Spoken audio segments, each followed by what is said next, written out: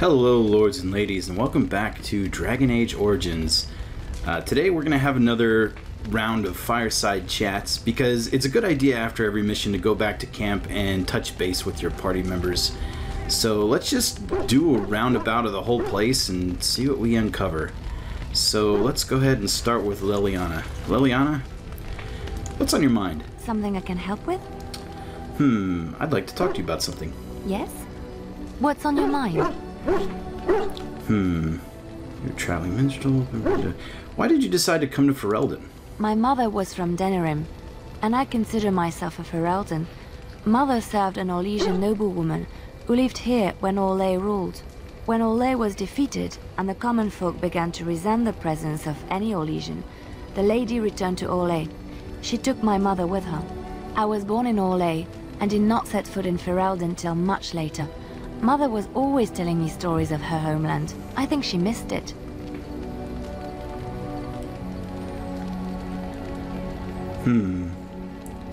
Was she not happy in Orlais?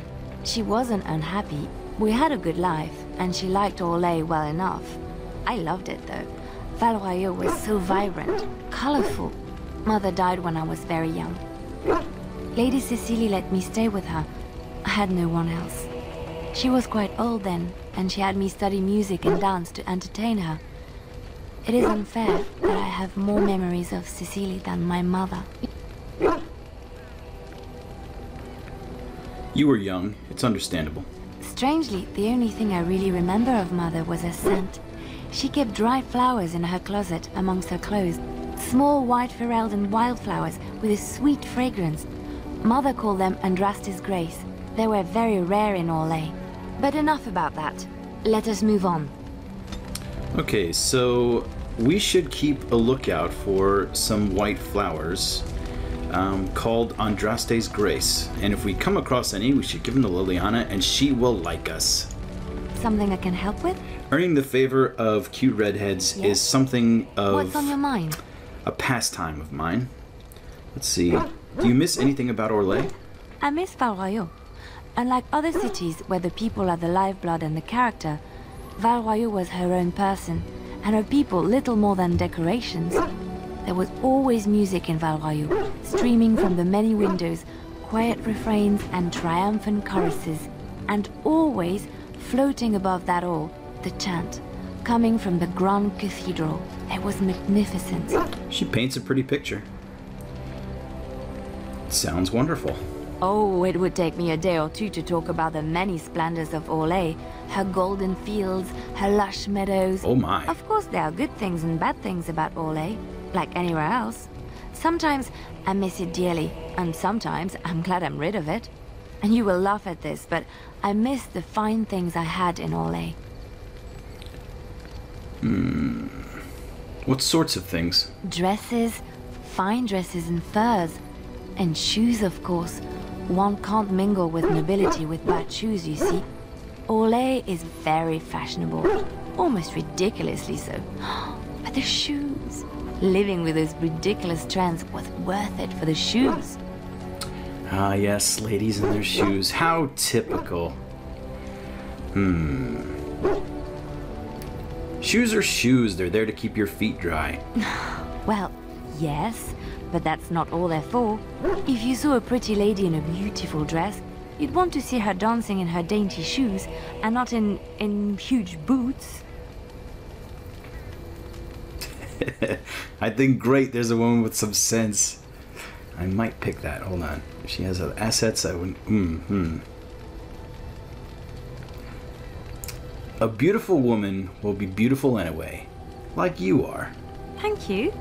It's kind of you to say so, even wearing these mud-covered horrors. I'm such a They're ladies' man. sturdy shoes, but sometimes a girl just wants to have pretty feet. Oh, I could talk about shoes all day, but we have things to do, don't we? There's something about the way she says pretty feet that just does something to me. Let's see. We'll just make sure, see if she has anything else to say. Something I can help with? I'd like to talk to you about something. What's on your mind? What is on my mind? Traveling minstrel. I heard that in Orlais, minstrels are often spies. Where did you hear this? I don't remember. Not all minstrels are spies. Most are just singers and storytellers. But some of them are what we call bards. What's the difference? Many use the two words minstrel and bard interchangeably, but to do so in Orlais would cause misunderstanding. Bards are minstrels and more. Spies, as you say. Some say there is a bard order, but I don't think this is true. Many bards work alone or in small groups, doing the bidding of a patron who pays for their services. If there is an organization behind it all, no one knows who they are.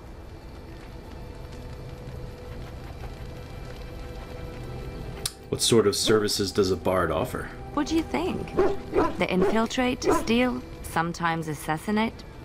It depends on the bard. In Orlais, there is much rivalry amongst the highborn. They fight over land, influence, and the favor of the Empress. But they cannot do this openly because it is impolite, and in public, they wear smiling faces and pretend to be civil. In secret, they plot and scheme to destroy each other. It is a game completely meaningless to anyone but its players. You seem to know quite a bit about these bards. And I should, shouldn't I, after having spent most of my adult life as one? You've guessed as much, I'm sure. But does it really matter what I was? What's past is past.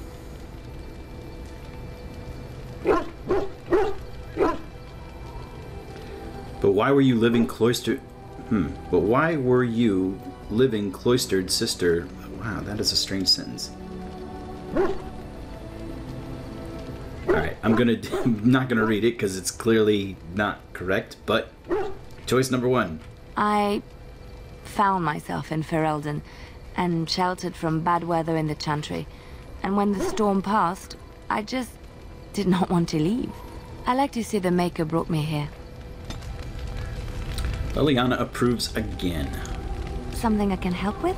Let's go one more thing. Can you teach me to be a bard? I don't think you have the correct aptitude. I could give you some pointers, though. You may be able to pass them on to someone you know. Let's just go over there, away from the others. For safety, yes? I expect there shall be daggers flying about willy-nilly for a time. Willy-nilly. Hooray! Specialization unlocked. Okay, so that means that any future rogues that I pick up, I can specialize them as a bard. Which is fairly useful. The bard abilities are pretty good. I don't think... the other rogue that I get, I don't see him becoming a bard, but... Something I can help with? I think she's... one bard is enough. Let's just... Yes? one more time. What's on your mind? I keep finding new stuff to talk about. Okay, and now she's just got tales to tell. We'll do tales another time. Alright, let's go talk to Mr. Alistair. Something on your mind? I have questions. Of course. Okay, what can a Templar do exactly? Essentially, they're trained to fight. The Chantry would tell you that the Templars exist simply to defend. But don't let them fool you. They're an army. The other main purpose for a Templar is, of course, to hunt mages. To that end, we train in talents that drain mana and disrupt spells.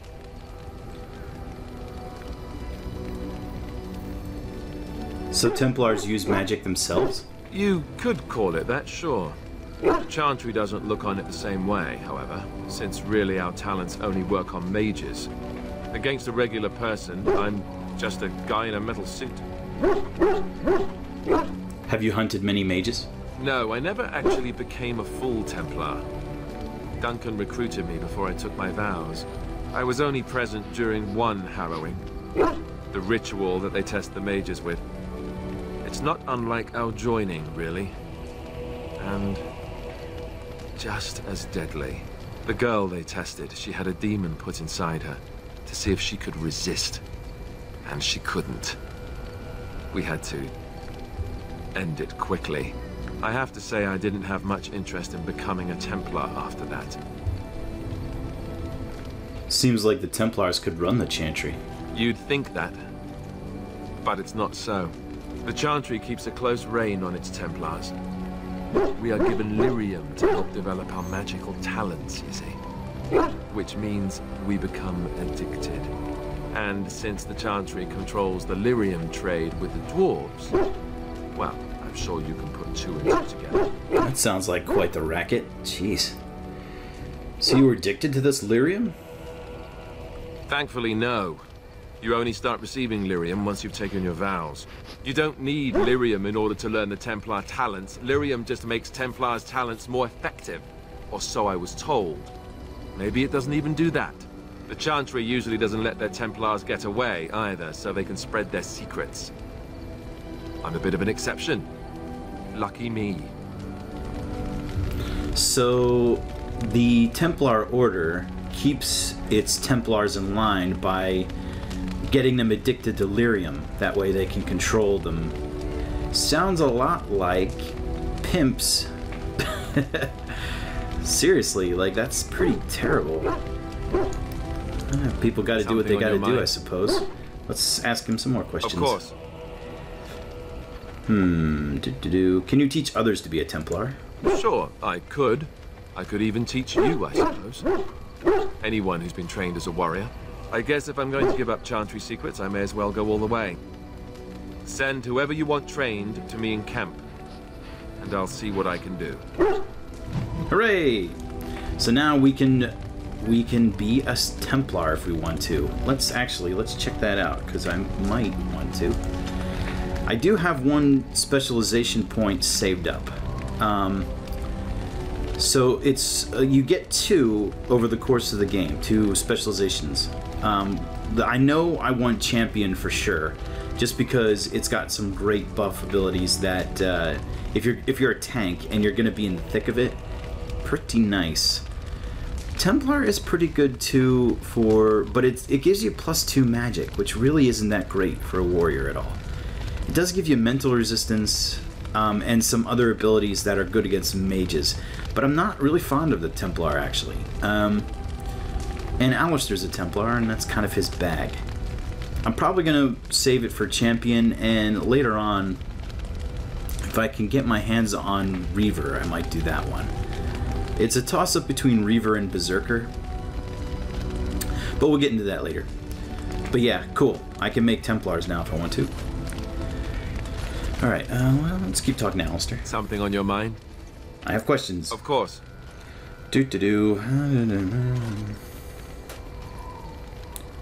What changes about you after the joining? You mean other than becoming a Grey Warden? I mean, what changes physically? You know, I asked Duncan this too, and all I got was, "You'll see." That seems rather cruel of him. Oh, it's not that Duncan wants to keep it a secret. It's just that the Grey Wardens don't discuss it much. I gather it's not a pleasant topic. The first change I noticed was an increase in appetite. I used to get up in the middle of the night and raid the castle larder. I thought I was starving. I'd slurp down every dinner like it was my last. My face all covered in gravy. When I'd look up, the other Grey Wardens would stare, then laugh themselves to tears. I haven't felt anything like that. Really? I saw you eating dinner the other day. Savage. Yes, well, burp. Ah yes, the classy camaraderie of 2 men traveling out in the open. I take it you were like this before the joining, then. Oh, and then there were the nightmares. Duncan said it was part of how we sense the Darkspawn. We tap into their, well, I don't know what you call it, their group mind.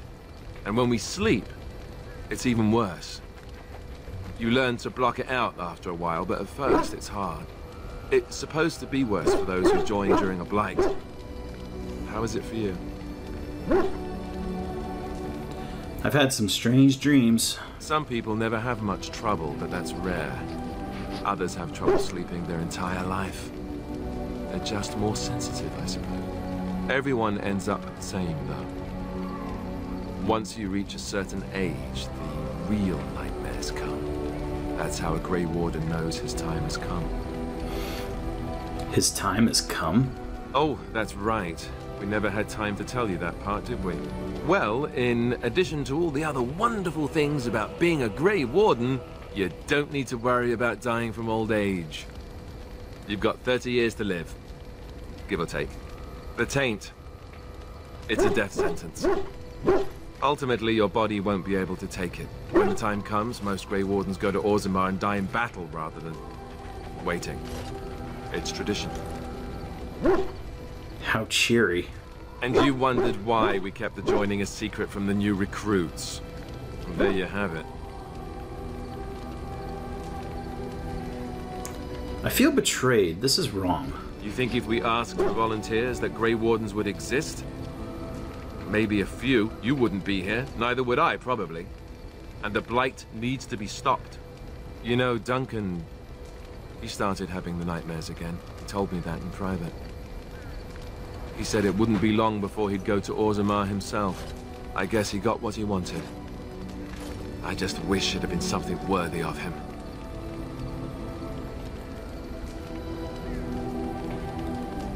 He will be remembered, Alistair, as will the others. I know. Ending the blight should make this all worthwhile, right? Hooray! Oh, Alistair disapproves. But somehow still got some constitution out of it. How much constitution does he have? 18. Which is... so he's getting +5 constitution from his combined talents and gear. This is gear given him. I'm sorry, I'm just curious. I know this isn't really a big deal, but actually, go to Alistair. That would be good. Yeah, I'm doing it wrong. Come on, press the right buttons. That would be good. Alright, his constitution's actually only 15. Alright, well. Poopy. Pooper snaps. Okay. What else you Something got? on your mind? I have some questions. What was it like to be a Grey Warden with all the others? I didn't know them for very long. But I guess it was longer than you. You never met them all, did you? They were quite a group. Actually, they felt like an extended family, since we were all cut off from our former lives. We also laughed more than you'd think. There was this one time... well, you probably don't want to hear stories about men you didn't know. No, I'd like to hear about them. There was one Grey Warden who came all the way from the Anderfells. What was his name? Gregor. He was a burly man with the biggest, fuzziest beard you've ever seen. And the man could drink. He drank all the time, but he never got drunk. Finally, we all made a pool to see just how many pints it would take to put him under the table. I bet I could have outdrank him. Oh, I honestly doubt it. I might have tried, but this fella had a supernatural constitution, I swear. Anyhow, we never did find out. He said he'd drink a pint for every half pint that the rest of us drank. He was still going by the time the rest of us were passed out. I'm told that Duncan walked in later on and saw us all passed out from one end of the hall to the other, and Gregor still drinking. Duncan laughed until he nearly...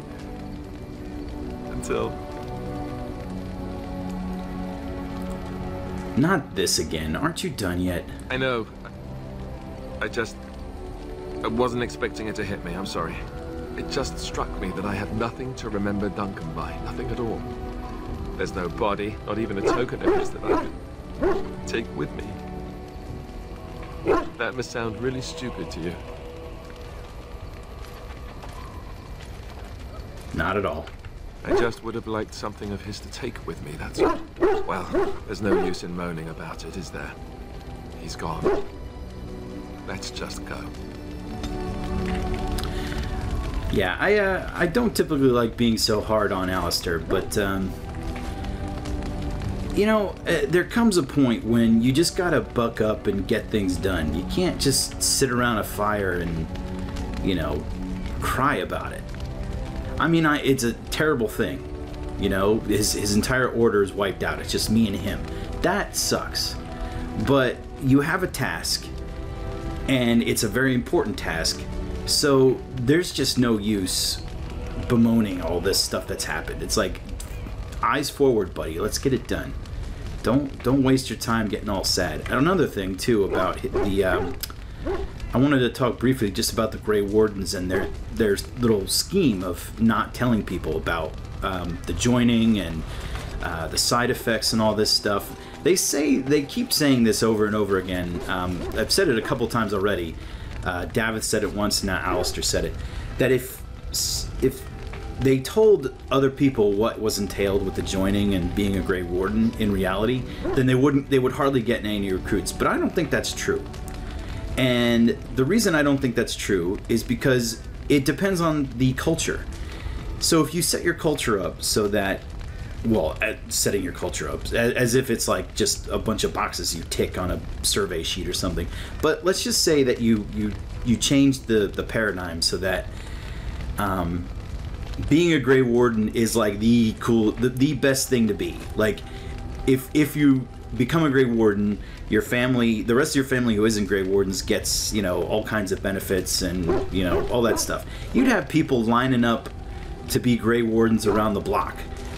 It just depends on how other people look at it. So if your whole society is set up so that Grey Wardens are the shit, you're gonna have a lot of Grey Wardens no matter what the price, because it'll be worth it from a societal pressure standpoint.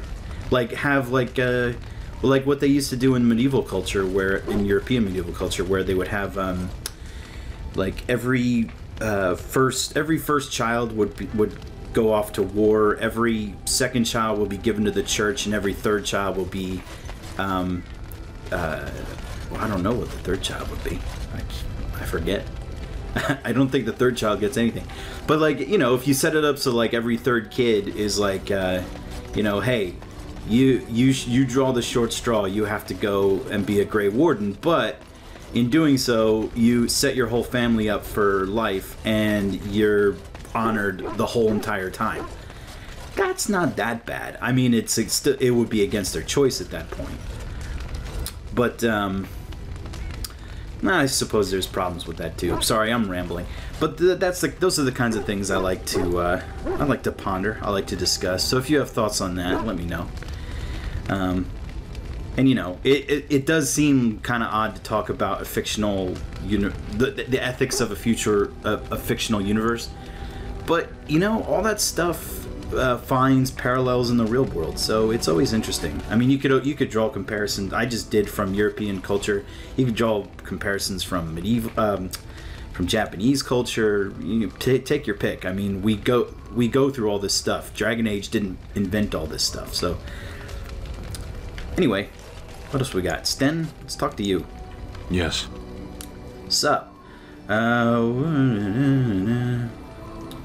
have a question. I am hardly surprised. Har har. Why did you come to Ferelden?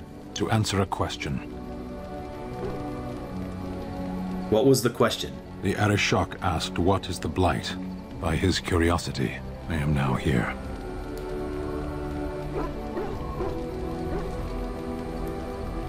What's an Arishok? The one who commands the Antam, the body of the Kunari. Why does he care about the Blight? Why do you? I'm a Grey Warden. It's my job. Exactly. You don't ask, nor do I. The Arishok sends me and I go. Don't you have to report back then? Yes. When are you going to do that? Never. I cannot go home. Why not? It doesn't matter now. Can we move on? We keep the Darkspawn waiting. Let's go. As you wish. Yeah, Sten doesn't like you to, he wants you to ask very simple questions. He doesn't want you to question his answers. So if, whatever he says, just go with it. Okay, yeah. And why was that? Because of this? Okay. None of this, oh, I'm sorry, buddy. To keep the emotions out of it, because he doesn't want to hear it. Actually, before I go talk to Morrigan, let's make sure Sten is talked out. Yes. What were you doing in that cage? Sitting, as you observed. I think I asked him this already. Cute, you're the silent type, I see. Your grasp of the obvious is remarkable. You don't like me much, do you? Warden, if I truly disliked you, I would leave. That I am still here, you may interpret however you choose. Fine, let's drop this for now. Parshera, was there anything else? I want to discuss something you mentioned. Speak, then. That's enough for now. Then I suggest we move on. Guess we're done. As you wish. And he got more stuff. Alright, cool. So, yeah, he's fairly easy to gain affection with. Especially since I don't keep him in my party. If he was in my party, he'd probably take exception with some of the choices I make. Because I tend to be a bit nice. I want to check... What do you need? Check back with Mr. Alistair Ask real away. quick. Mr. Alistair. How did you become a Grey Warden? Tell me about it. I've done all that stuff. Alright, so he's good. Let's go talk to Dog. Alexander. He wags his tail. Pet him. Aw, puppy. Did a good job on the animations for the dogs. Give him that. It looks pretty convincing.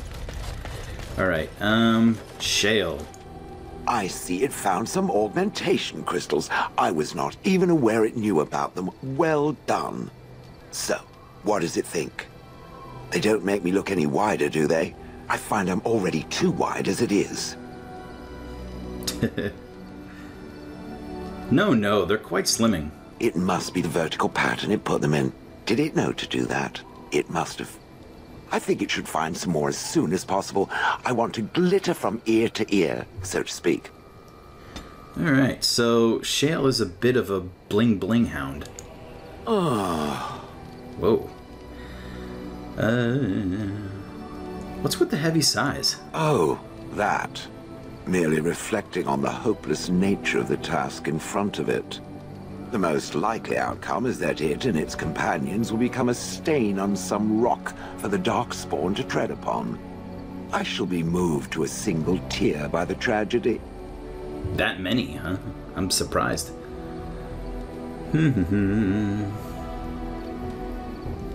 Won't we be right next to your stain? I think not. I am made of pure rock, skin to core. At best, I can become a pile of dust, but a smear I will definitely not leave behind. That's for softer, squishier things like itself and its friends. What's that? Did it hear flapping wings? There may be pigeons nearby. We should be alert. Okay, Shale disapproved of that answer. Oh, well. Oh, and by the way, Shale hates birds.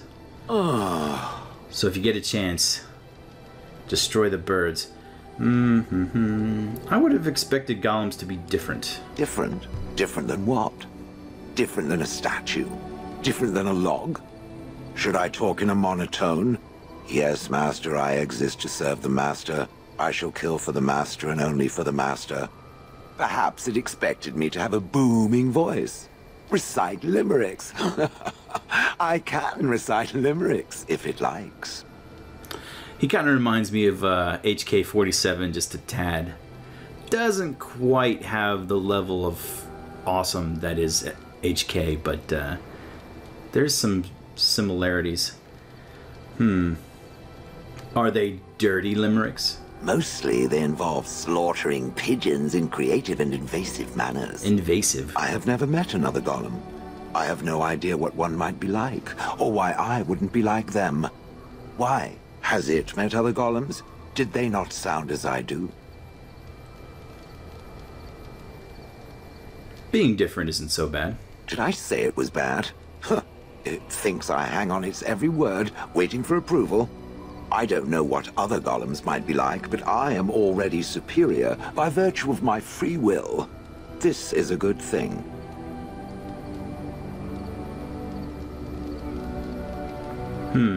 I agree. Being a golem would be handy. Imagine the benefits. No need to eat or sleep or perform other functions. Walk underwater, crush the heads of every opponent. The possibilities are limitless. Barring the occasional 30 years or so of paralysis, there's little to compare. Now stop talking so much. The wagging of its moist little tongue is distracting. Hey, Shale approves. Alright, so we erased our previous blunder. I have some questions. It doesn't have better things to do. Are those crystals in your skin? I like to think of them as accessories. They must be worth a lot. Now, keep its soft little hands away from them. They were bonded with my stone. They're as good as part of me now. I suspect that it is an art that was practiced when golems were more, commonplace. My former master collected whatever lore he could find on the subject. He searched far and wide to collect what crystals he could and then added them. It is not an unpleasant sensation. It's a dwarven thing, then. So I would assume. My former master enjoyed poking around the ruins in the deep roads after all, and bartering with others who did. As I understand it, the crystals allow me to alter the flow of magic around me. Wilhelm had hoped to turn me into a battery of mana, something he could tap at will. That sounds like an excellent idea. I'm so glad it thinks so. Some of the crystals increase the presence of mana, some absorb or reflect spells. There are various kinds. All I can promise is that should it ever find one of these crystals, I can likely tell it the function and what it would do if added to me.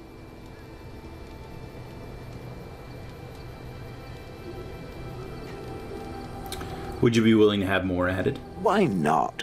I don't get to wear clothing and other adornments like the rest of you creatures after all. That answers its question, I assume? Unless it has more. Oh, I always have more. I am the questioner of things. I'm told you killed your former master. Oh? How interesting. Certainly I remember having a master. My memories of what happened to him are vague.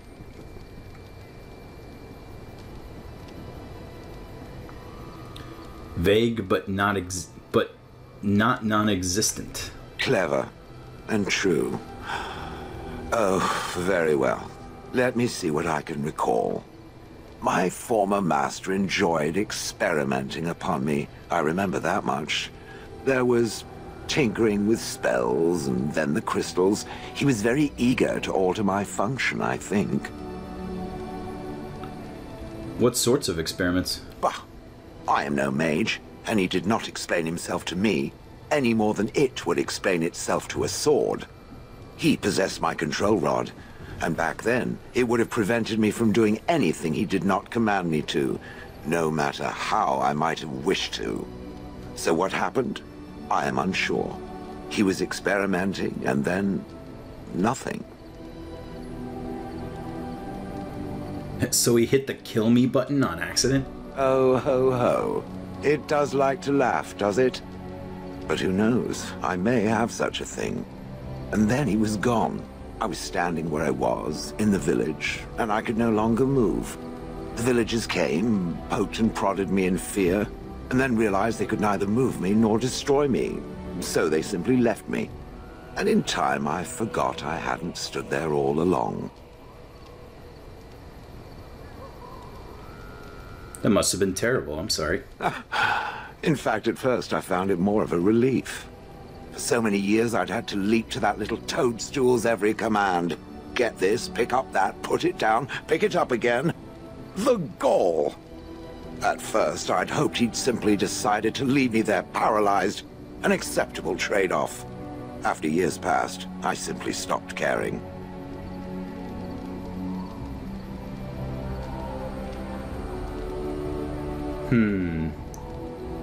Sounds like you had a good rest. I think I was ready to move on. Another few years and the moss would have covered my face. And then where would I have been? Whatever the mage did seemed to render the control rod useless, for which I should be thankful, yes? And provided it doesn't decide to copy his experiments, not that I would allow it, it is nothing to fear from me. Much. Sounds good to me. The things that it fights, and it fights things often, that is a different story. Let us get back to the walking and the fighting. My stone is beginning to itch again. Hooray, more affection. Oh. Ugh. I have some questions. It doesn't have better things to do. How did you end up in Honleith? Do you remember? Oh yes, that I remember quite well. My former master, the mage Wilhelm, he brought me.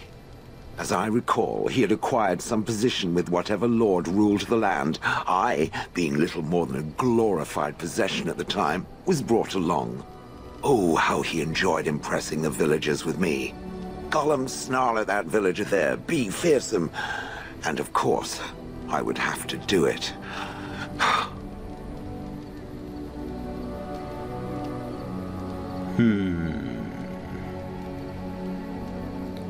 I would have thought you'd enjoy scaring humans. I'd have happily stomped them all into paste, and then ripped down their little houses and stomped on them, too. In fact, after 30 years of watching them, I'd do it twice. What I didn't like was being ordered to do it. Dangled in front of those frightened morons like some scary thing. Once I was a statue, it took those villagers years before they'd even approach me. The first one to actually work up the nerve to touch me urinated himself.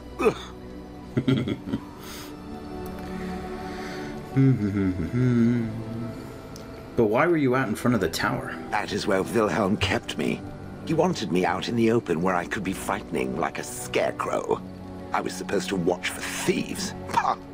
Plus, his wife didn't want me indoors. She said there wasn't room for me. Hag. His wife?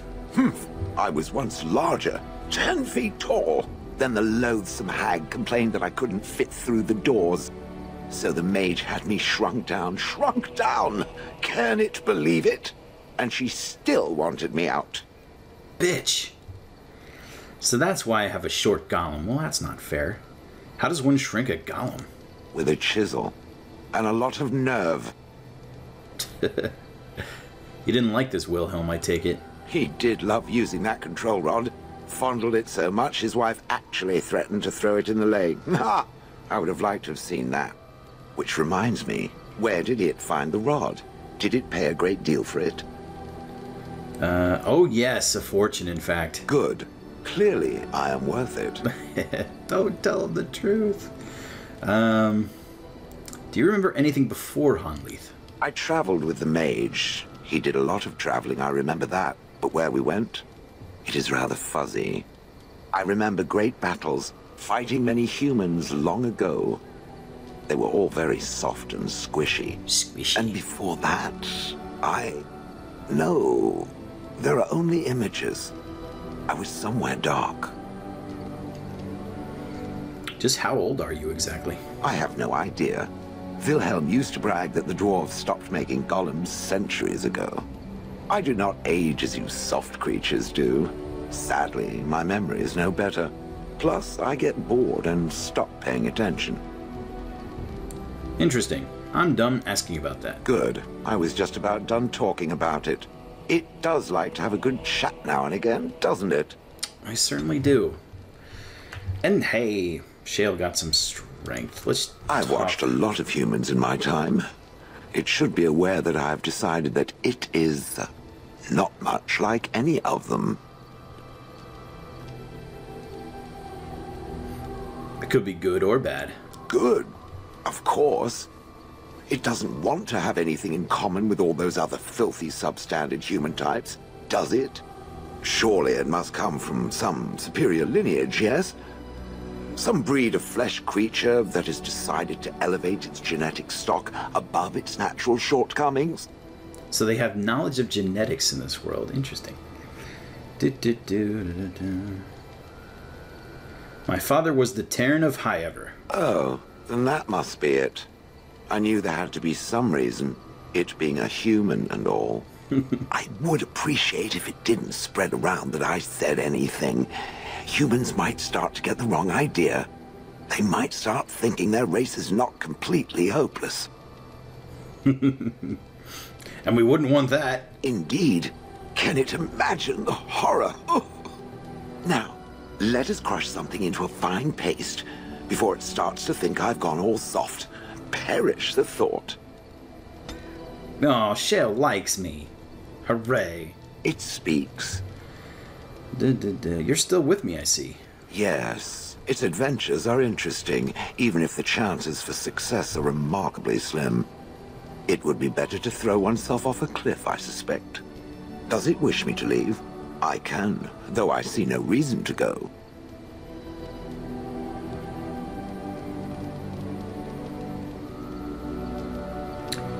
No, stay. You're quite helpful.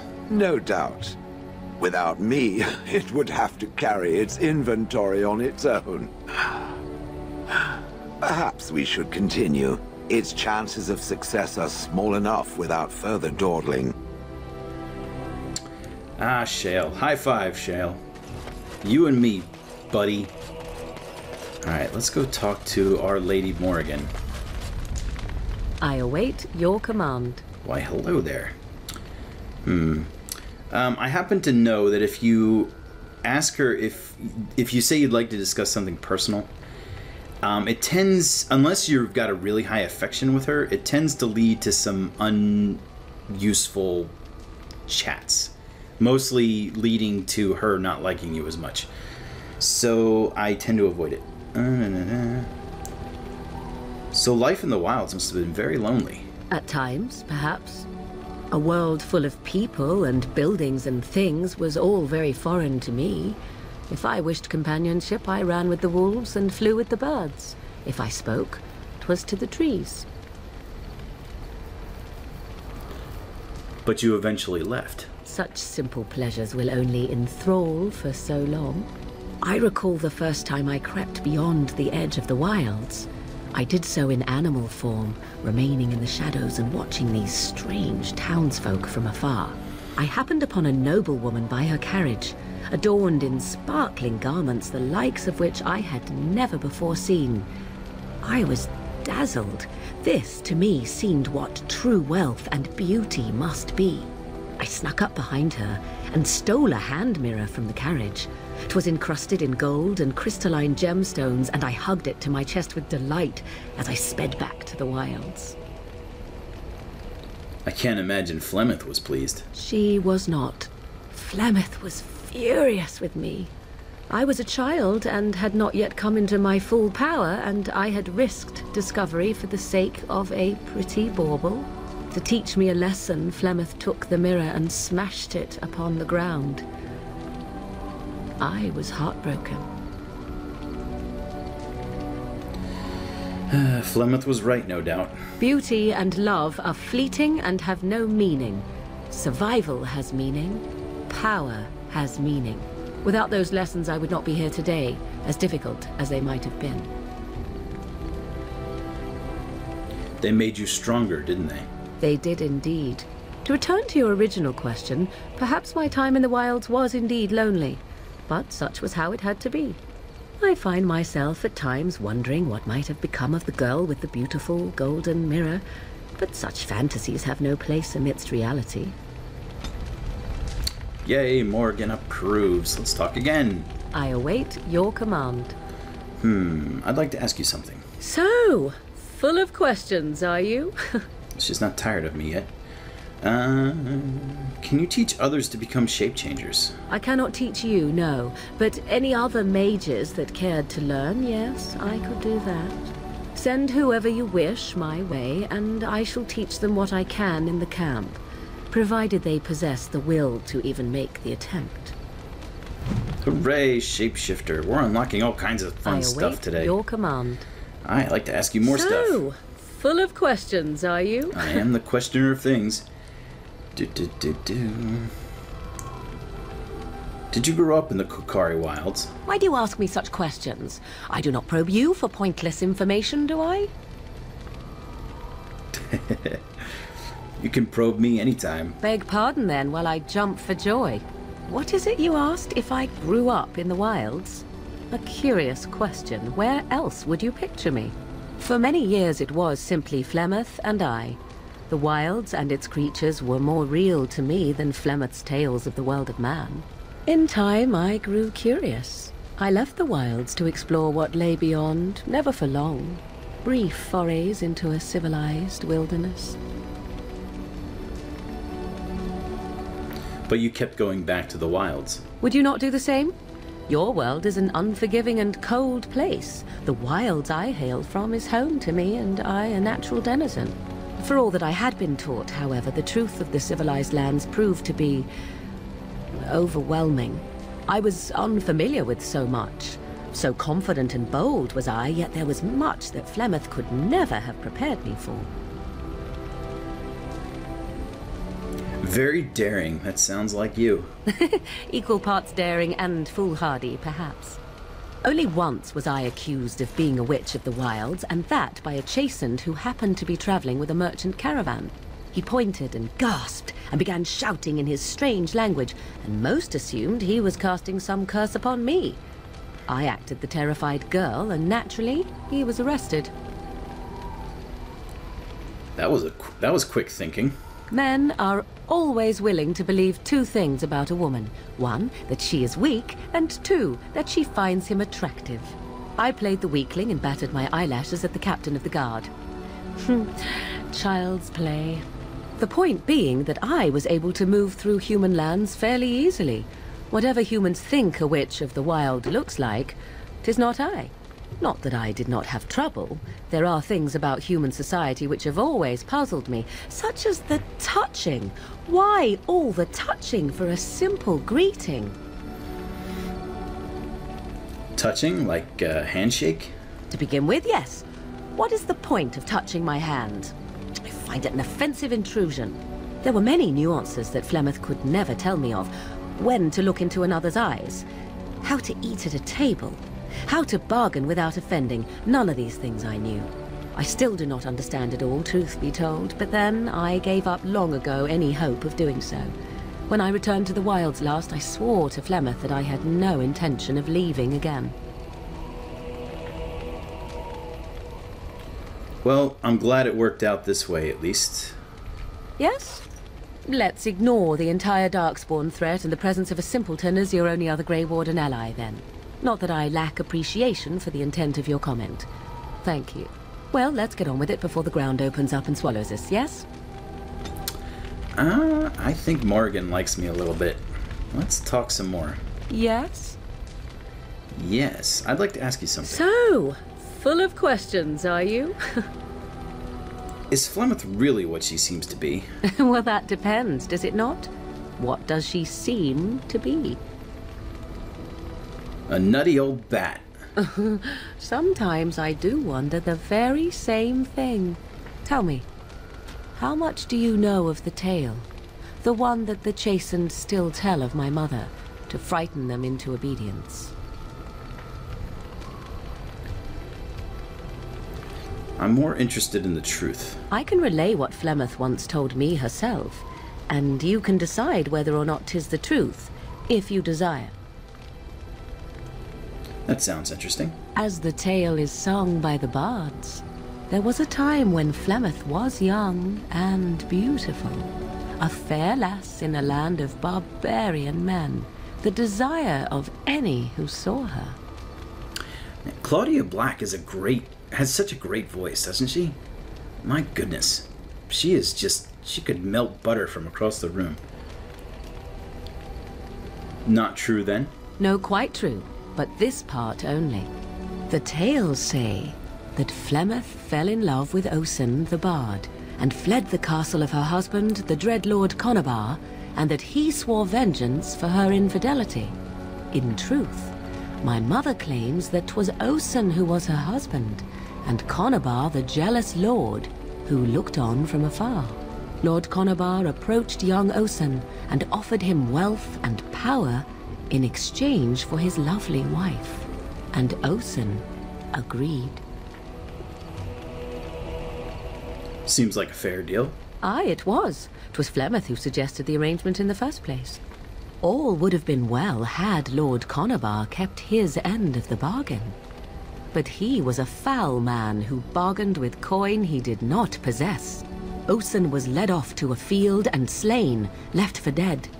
Flemeth spoke to the spirits and learned of the deed, and swore revenge.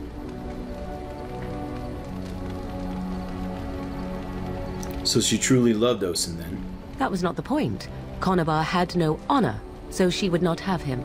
Flemeth begged the spirits to aid her, and 'twas they who slew Conabar. The demon the legend tells of came later. Lord Conabar's allies chased Flemeth, you see. Chased her to the wilds, and there she hid. There she found the demon, and he made her strong. The legends all speak of the great hero Cormac. He who defeated Flemeth and her great army when she invaded the lowlands centuries later. All lies. Which, she never invaded, or he never defeated her? The truth of the matter is that there was never an invasion. As Flemeth tells it, the Chastened never raised an army under her banner, and she never fought with any warrior named Cormac. Cormac led a brutal civil war against his own people, and later claimed it was to vanquish evil that had taken root amongst the lords. Thus, he was hailed a hero. Flemeth was only attached to the legend much later. Perhaps 'twas due to the Great War with the Chastened that eventually came, but Mother claims not to know how it began. Lots of choices. Do you believe her vision? Do you believe her version? How is it that Flemeth has survived so long? Legends tell of Flemeth having many daughters. Aren't abominations usually insane horrors? An interesting story, thank you. That all sounds like hogwash. Do you believe her version? I do not believe everything that Flemeth claims. Oft it seems her bitterness has colored her memories. But on the whole, yes, I believe this tale, if not all. How is it that Flemeth has survived so long? The demon within her has transformed her into something else. An abomination, perhaps some would say. I know not. I only know my mother is clever, and she is part of the wilds as it is part of her. But she is no immortal. She bleeds. A blade in her heart would kill her like any other, were it lucky enough to find her. The legend tells of Flemeth having many daughters. You ask if I have sisters. I have asked of this myself. The stories tell of many witches of the wilds after all, not just the one. And these tales existed long before I did.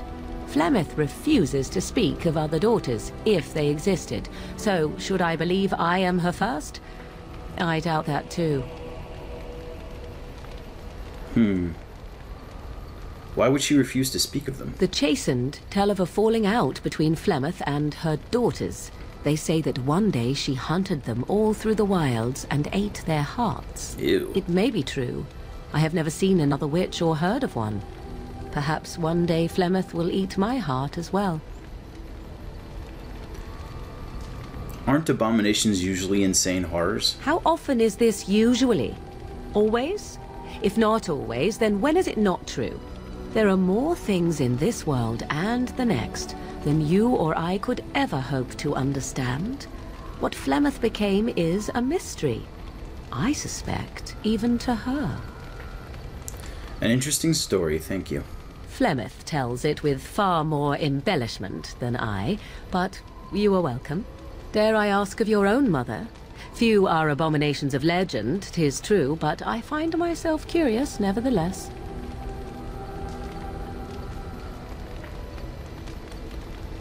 My mother died, recently in fact. Ah, then you have my sympathies for what it is worth.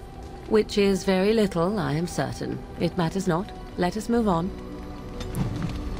Oh, Morrigan, don't pretend you don't care. Come on. 'Tis cold in my tent, all alone. Oh my. Well, we can't have that.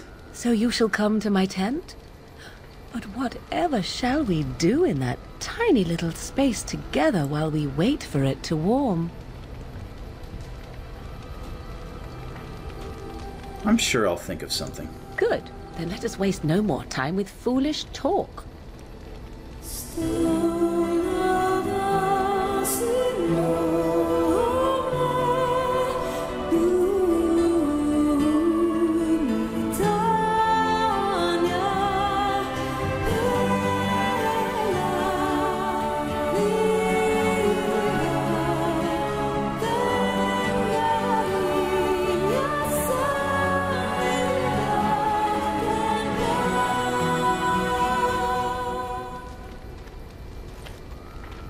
I see the stories they tell of Grey Warden endurance are not exaggerated. You don't even know. Oh, actually, you know, don't you? Oh, there are stories. Indeed there are.